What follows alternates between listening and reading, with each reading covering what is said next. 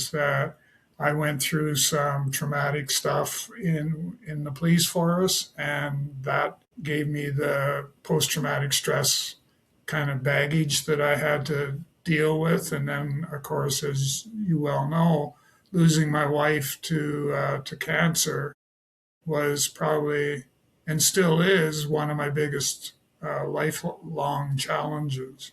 And I didn't think it was going to be that difficult, but it's difficult.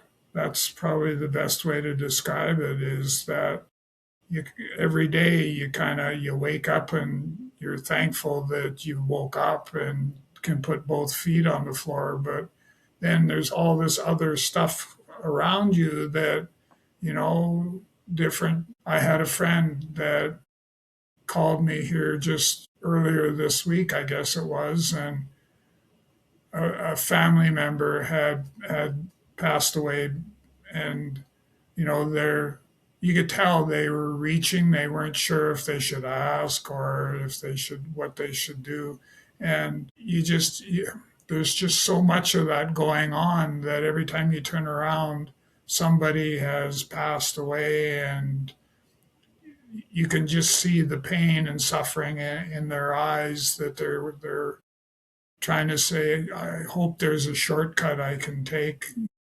And you having the experience, you know that that's not the case.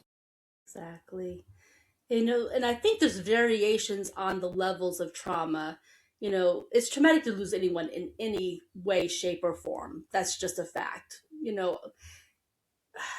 Even though death is happens every day, I don't think I would ever characterize it as normal. It's not something that you I just don't think it's something that should be considered normal. That's just personal opinion. But it happens. It does happen every day. But we're not really equipped to deal with that, and we all have our various beliefs and so on and so forth. And this is not what this program's about, and I'm not going to go that direction ever. But but it's traumatic to lose a family member, even if you're not there when it happens. It's traumatic to lose, even worse traumatic, when they die in your arms.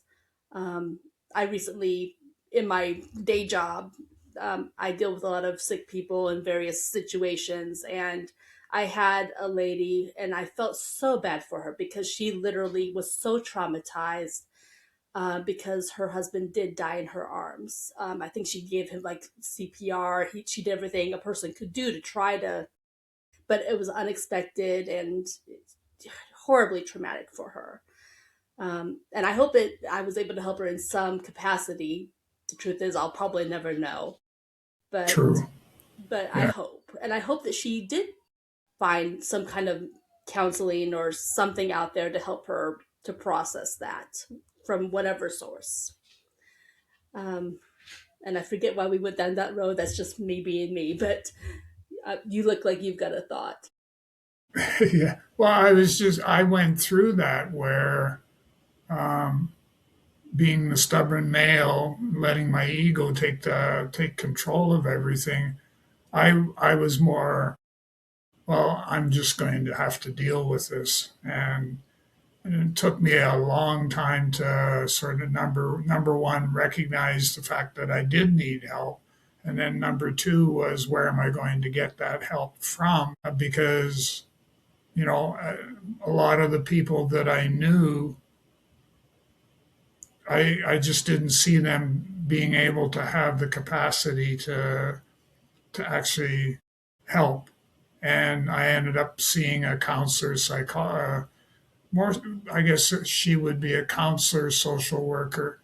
And like I dealt with stuff, and it seems kind of foolish now, but I couldn't drive past the hospital where Deborah passed away because it brought back, brought back those memories. And it took a while for us to try some different types of therapies and stuff like that to be able to get us to a stage where I could actually drive past the hospital and not break down and cry.